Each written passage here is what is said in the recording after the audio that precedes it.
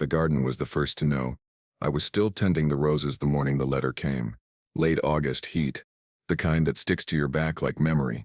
I remember the pruning shears slipping from my hand, not out of shock, but something heavier, like a truth I'd always known finally showed up in writing. The envelope was cream, formal, no return address, but I recognized the lawyer's seal embossed on the flap. The name inside wasn't surprising. It was my daughter's. Anna. She used to run barefoot through this garden with dandelions in her fist and jam on her cheeks. Now she was trying to have me declared legally incompetent, unfit to manage my own estate, on the grounds of mental decline. Her brother Caleb had signed the affidavit too. 2 children, 2 signatures, and 32 pages of fabricated concern. I read the whole petition on the porch. Didn't even sit down. My eyes paused on one line. Mr. Marshall has exhibited signs of cognitive confusion, erratic behavior, and an inability to manage his financial affairs. There were bullet points, dates, testimonies from a private geriatric specialist I'd never met, a neighbor's statement about me muttering to myself. Funny how the sound of grief becomes a diagnosis when money's involved.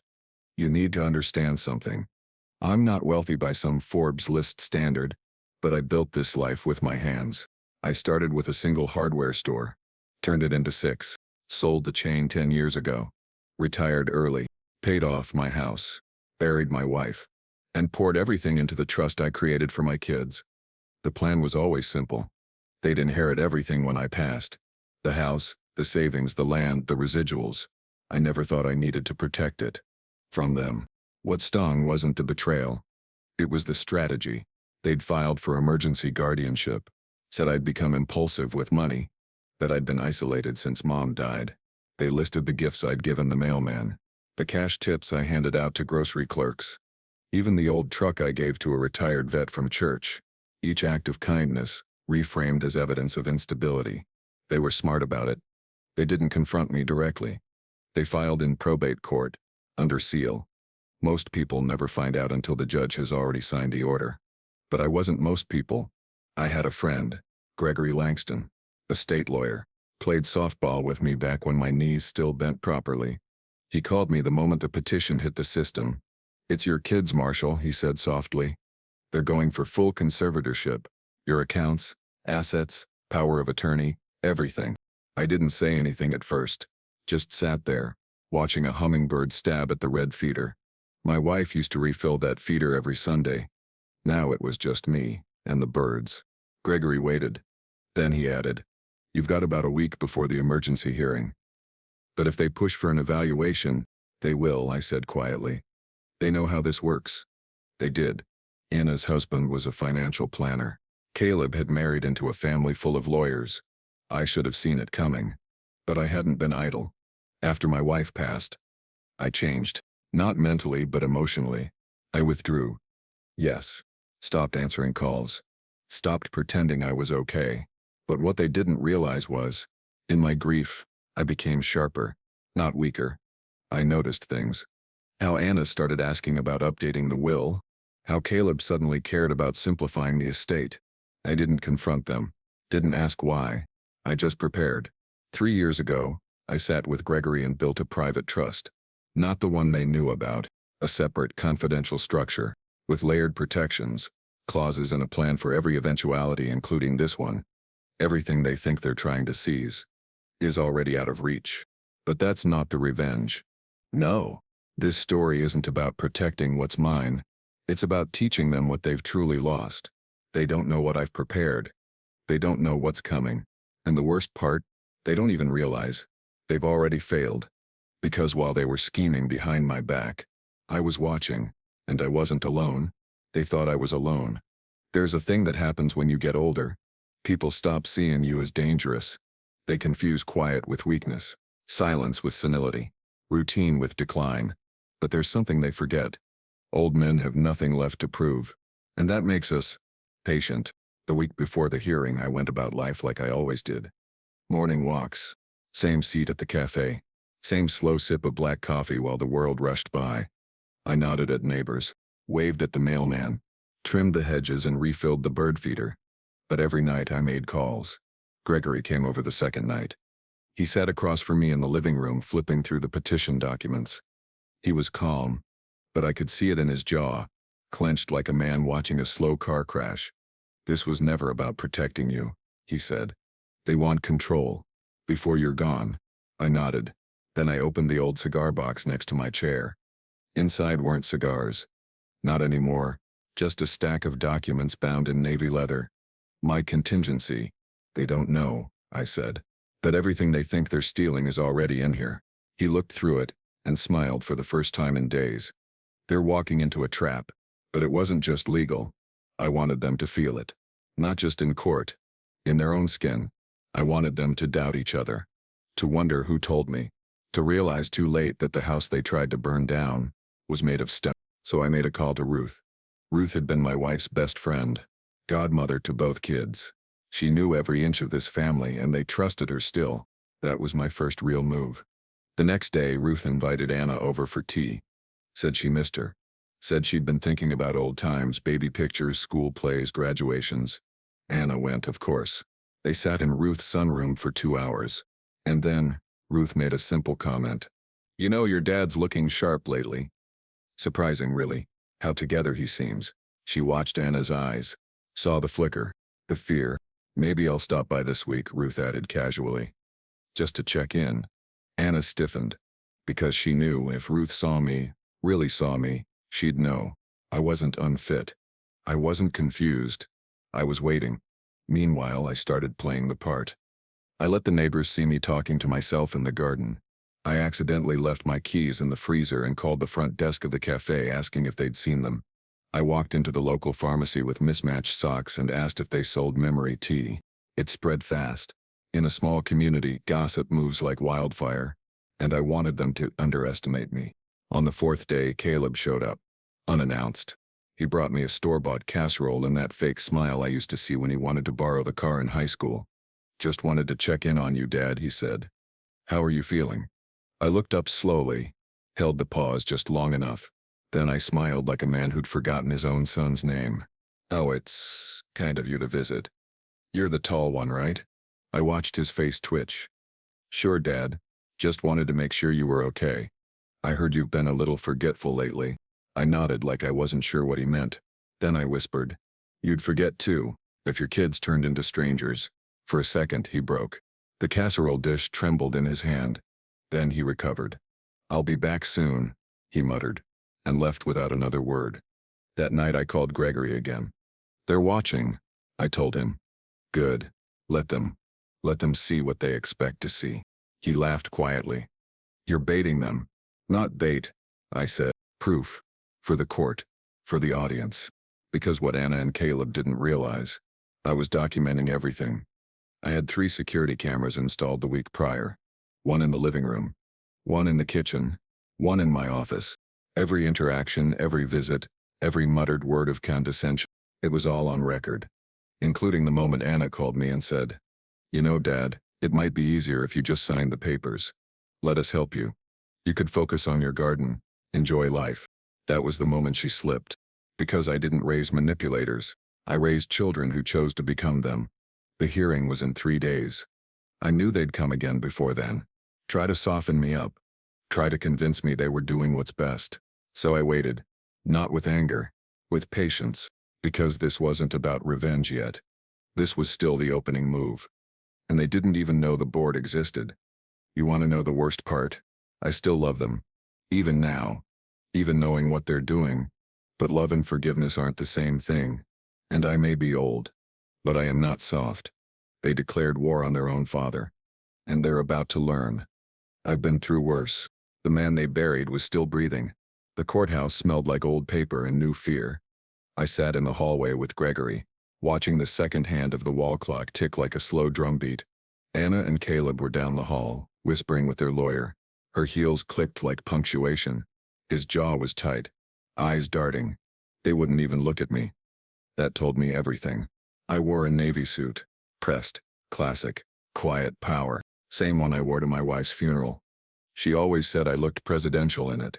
Funny how you can armor yourself with a memory. The hearing was in a probate courtroom. No jury, just a judge. No grand drama, just affidavits, exhibits, and testimony, but every second carried weight. Because what they wanted was everything.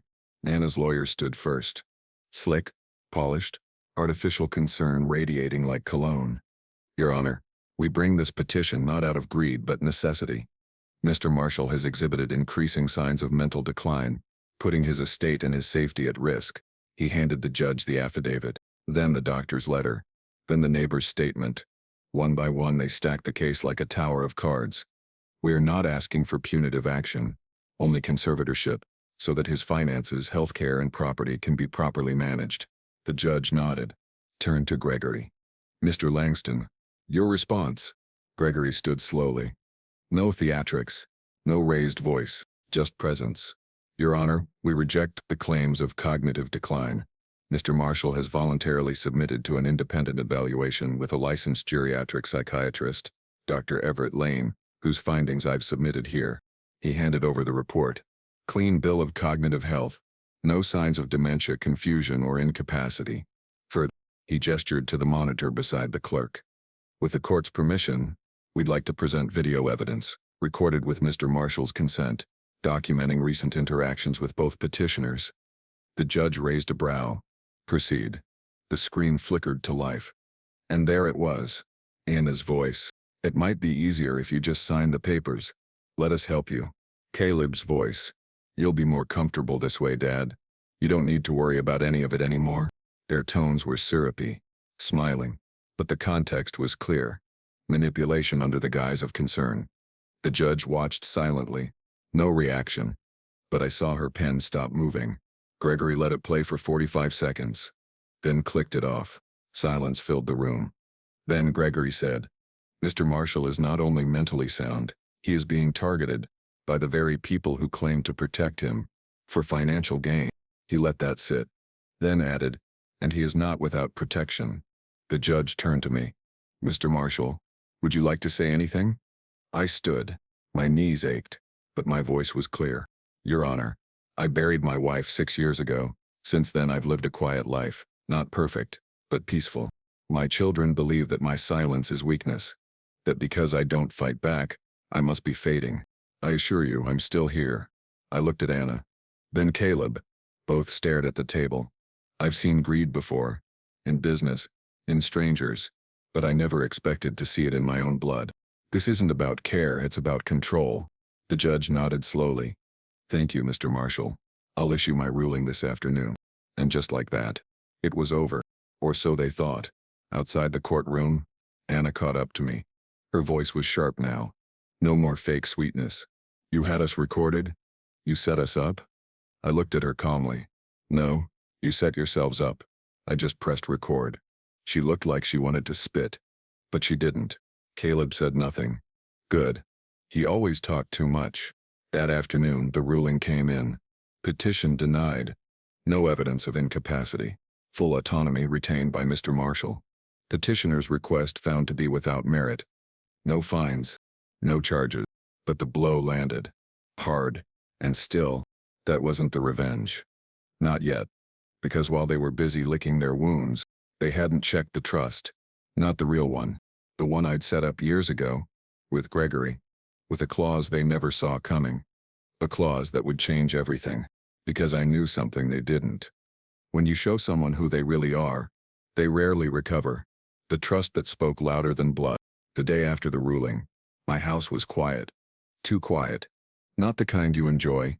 The kind that listens back. I sat at the breakfast table, buttering toast as the morning sun bled through the blinds. The birds were louder than usual. Maybe they knew something was coming. Maybe they'd heard what my children hadn't. I was done playing the old man. They didn't call. Not Anna. Not Caleb. Just silence. No apologies. No shame. And that was my final confirmation.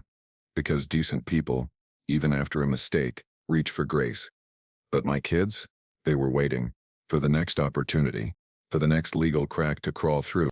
They didn't know the ground beneath them was already splitting. 3 years ago, after a long rain-soaked afternoon at the cemetery, I sat across from Gregory and rewrote everything. My estate. My will. The trust. We made it airtight. Then buried it so deep in legal stone that even a family of lawyers couldn't claw it open. The trust they knew about. That was the decoy. Nice and neat. Everything divided in thirds. Anna, Caleb, and a community scholarship in my wife's name. But the real trust, the binding active one, that trust had conditions. Claire's. Rules I designed not out of spite, but clarity. I remember the meeting with Gregory like it was yesterday. You really want to put this in writing? He asked. Yes, I said. Even if they try to challenge it. Especially if they challenge it. The clause was simple. Should any named beneficiary attempt, directly or indirectly, to seize control of the estate through legal incapacitation proceedings, their share shall be considered forfeited. Their portion will be redirected to alternate beneficiaries as designated, signed, notarized, filed, unbreakable, and the alternate beneficiaries. Not strangers. People who'd stood by me. Quietly. Steadily. Ruth. The mailman whose son I'd helped through college.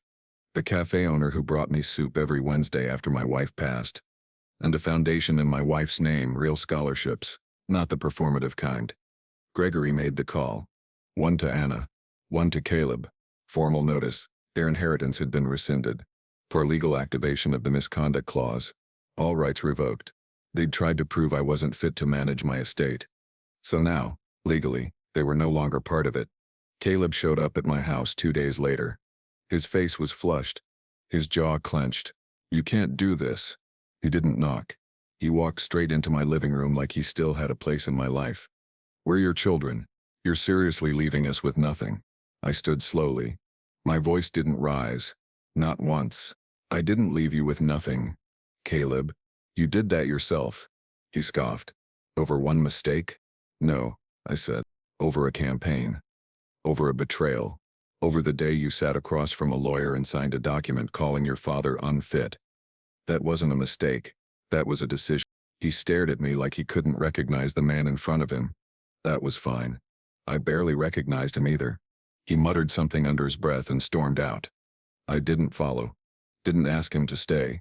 Didn't offer 1 ounce of comfort. Anna never came in person. She sent a letter. 3 pages of self-justification. Lines like, we were just trying to help. You were shutting us out. Mom wouldn't have wanted this. I folded the letter neatly and slid it into the fireplace. Watched the edges curl. Listened to the flame. Ate every excuse. My wife wouldn't have wanted this. But she also wouldn't have wanted me to be used.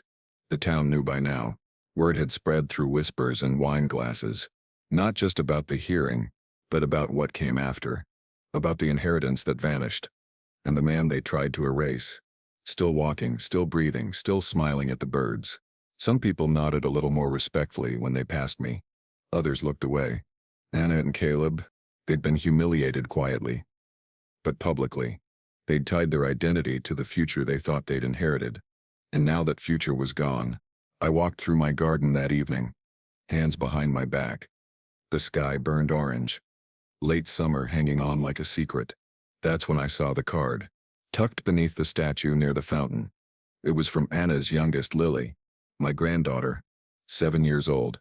Crayoned handwriting. I miss you, Grandpa. Mommy says you're not feeling good, but I think you're strong. Come to my place. My heart cracked. Not out of sorrow, but resolve. Because revenge isn't always about destruction. Sometimes it's about resetting the balance, and I knew the final step was coming. Not against Anna. Not Caleb. But for Lily. Because she's still young enough to learn what legacy really means. And what family isn't supposed to do. And when the time is right, she'll know the truth. The will they never read. 2 weeks passed. The trees started to turn.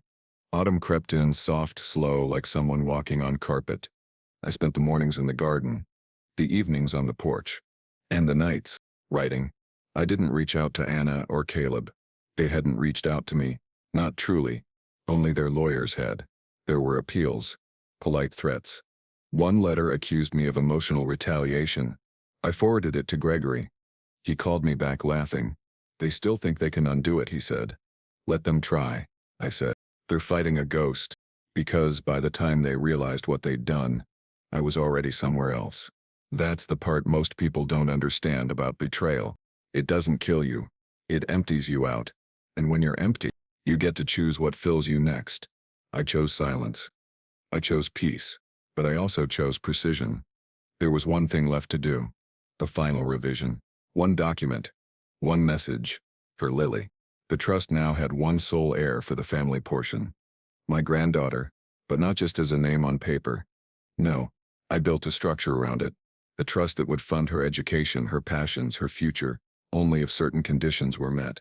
Condition 1, she must apply under her own name, not through her parents. Condition 2, she must write an essay, at age 18, about what integrity means to her. Condition 3, she must read a letter. From me. I wrote it by hand, 12 pages, not to punish her parents, not to drag them through the mud, but to tell her the truth, not about what they did to me, but about who I was before they forgot. I wrote about her grandmother, the way she hummed when she cooked, the way she saved every birthday card, how much she loved Anna and Caleb before the money changed them. I wrote about the garden, how each tree was planted for someone I loved, how I buried my wedding ring under the dogwood tree the day I stopped wearing it, not out of grief but out of gratitude. I wrote about what I'd built, what I'd given, and what I'd protected. And then on the last page I wrote, Lily, if you're reading this, it means you've grown into someone curious, someone willing to ask why things are the way they are. Your parents tried to rewrite who I was, but you still have the power to remember me honestly. This estate, it was never about the money. It was about meaning, and meaning can't be stolen, only given. Whatever you choose to do next, let it be yours, not theirs. I sealed it in the vault with Gregory, ironclad, delayed release. She'll get it on her 18th birthday. As for Anna and Caleb, I didn't block their numbers. I didn't send threats. I didn't argue. I just let the distance speak. Let the empty invitations sit. Let the silence echo louder than words ever could. I still walk past their childhood photos sometimes. Still dust the frames. Still straighten them when they tilt. Not out of longing, out of memory. Because even a broken clock once told the right time. Last week Lily's drawing appeared again. The crayon sketch. Her and me, holding hands. The garden in the background. A sun with sunglasses. Child logic. Innocence. Untouched by legacy. She taped it to my front door. Didn't ring the bell. Didn't say a word. Just left it. But in the bottom corner she wrote, "Don't worry, Grandpa. I'm listening." That's when I knew. I didn't lose everything. I just cleared the field. So, something better could grow. Revenge? No. This was something deeper. Something quieter. This was justice, with a garden view. But it was never really about the ending. It was about the line they crossed. And the man they thought was already gone, still standing, still watching, still holding the pen.